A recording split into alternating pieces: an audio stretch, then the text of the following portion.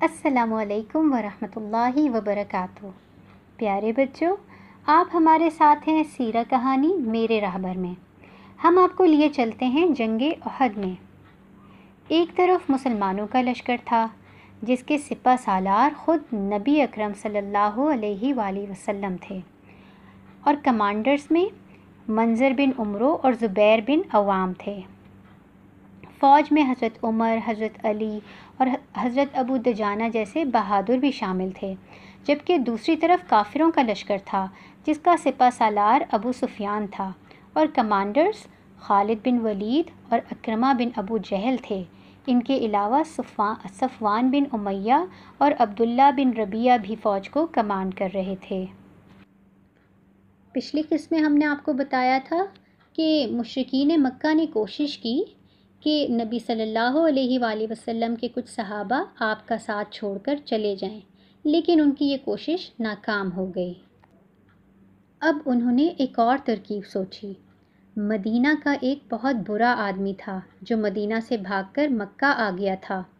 اس کو مدینہ والوں کے پاس بھیجا اور اس نے جا کر جنگ سے علیحدہ کرنے کے لیے آواز دی۔ مدینہ والوں نے اس کی بات بالکل نہیں سنی، بلکہ اسے کہا کہ تم تو فاسق ہو گئے ہو۔ فاسق گناہگار کو کہتے ہیں۔ اس برے آدمی کو بھی بہت غصہ آیا۔ وہ اپنے ساتھیوں کے پاس واپس آ گیا۔ اس کا نام عمرو بن سیفی تھا۔ نبی صلی اللہ علیہ وآلہ وسلم سے مدینہ کے فوجیوں کو عمرو بن سیفی بھی الگ نہ کر سکا۔ بچوں، اس سے آپ اندازہ کر سکتے ہیں کہ مشرک کتنے مکار اور فریبی تھے۔ وہ جنگ سے پہلے ہی الٹی سیدھی حرکتیں کر کے نبی صلی اللہ علیہ وآلہ وسلم کو نقصان پہنچانے کی کوششیں کر رہے تھے۔ ادھر مشرکوں کے ساتھ جو 15 عورتیں آئی تھیں، وہ ترانے پڑھ پڑھ کر اپنے فوجیوں کا حوصلہ بڑھا رہی تھیں تاکہ تمام فوجی بہادری سے لڑیں۔ وہ اپنے فوجیوں کے سامنے سے گاتی ہوئی اور دف بجاتی ہوئی گزرتی تھیں اور ان سے کہتی تھیں کہ اگر تم نے یہ جنگ جیت لی تو ہم بہت خوش ہوں گی اور تمہاری بہت خدمت کریں گی، لیکن اگر تم نے یہ جنگ ہاری تو ہم تم سے بالکل ناراض ہو جائیں گی اور تمہاری کوئی بات نہیں مانیں گی۔ اب جنگ شروع ہوئی۔ مشرکین کا سب سے بہادر آدمی اونٹ پر بیٹھ کر آگے آیا۔ اس کا نام طلحہ تھا۔ طلحہ بہت زیادہ بہادر تھا۔ اس کا مقابلہ کرنے کے لیے حضرت زبیر بن عوام رضی اللہ تعالیٰ عنہ آگے بڑھے اور بھاگ کر 1 سیکنڈ میں چھلانگ لگا کر اس کے اونٹ پر چڑھ گئے۔ آپ رضی اللہ عنہ نے اوپر چڑھ کر زور سے پکڑ کر طلحہ کو نیچے گرا دیا اور خود بھی نیچے اتر آئے اور تلوار سے طلحہ کا کام تمام کر دیا۔ پیارے نبی صلی اللہ علیہ وآلہ وسلم نے جب حضرت زبیر رضی اللہ عنہ کو 2 منٹ میں طلحہ کا کام تمام کرتے دیکھا تو بہت خوش ہوئے اور زور سے اللہ اکبر کا نعرہ لگایا۔ مسلمانوں نے بھی خوشی سے اللہ اکبر کہا۔ جب مشرکوں نے اپنے ساتھی کو مرتے دیکھا تو ایک دم حملہ کر دیا۔ تلواروں کے شور میں دونوں جانب کے فوجی ایک دوسرے پر حملہ آور تھے۔ بنو عبد الدار کے پاس جھنڈا تھا اور مسلمان سب سے پہلے جھنڈا گرانے کی کوشش کرنے لگے۔ سب سے پہلے جس نے جھنڈا پکڑا ہوا تھا، حضرت حمزہ نے اسے مار دیا۔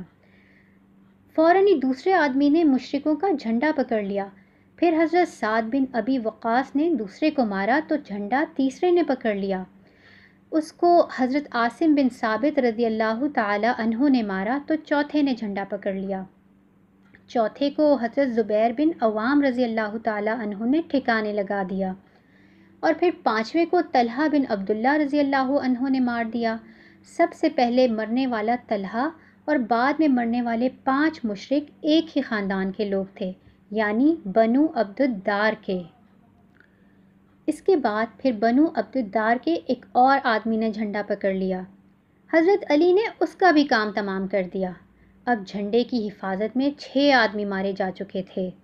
پھر مزید 3 کافر مارے گئے۔ جو جھنڈا اٹھاتے تھے مارے جاتے تھے۔ اب 3 جھنڈے والوں کو قزمان نے مار دیا۔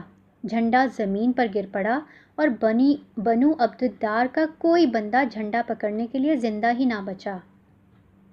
اب ان کے ایک غلام ثواب نے جھنڈا پکڑ لیا۔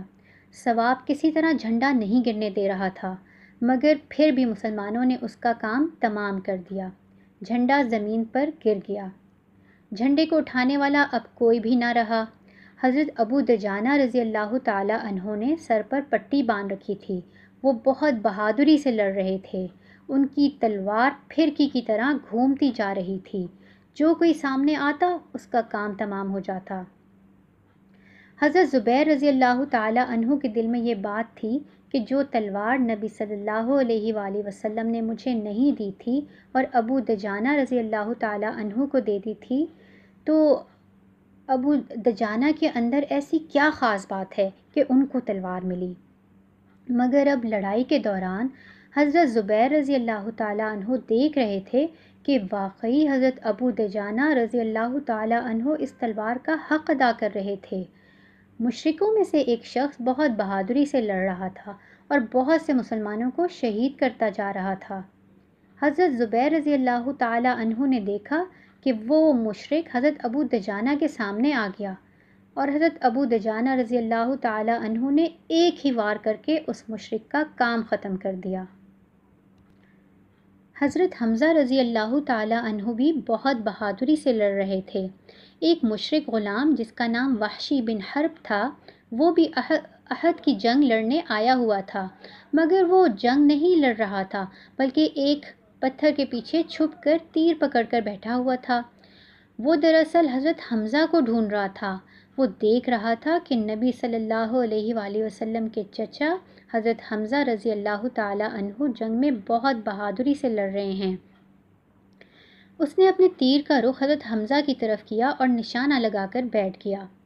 جیسے ہی اسے لگا کہ اب یہ تیر سیدھا جا کر حضرت حمزہ کو لگے گا، اس نے تیر چلا دیا اور وہ جا کر حضرت حمزہ کو لگ گیا۔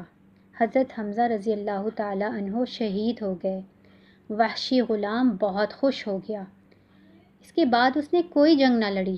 وہ جانتا تھا کہ اگر میں نے تلوار لے کر حضرت حمزہ رضی اللہ تعالی عنہ کے ساتھ جنگ کی تو ان کو کبھی نہ مار سکوں گا، اسی لیے اس نے چھپ کر تیر پھینکا اور حضرت حمزہ کو شہید کر دیا۔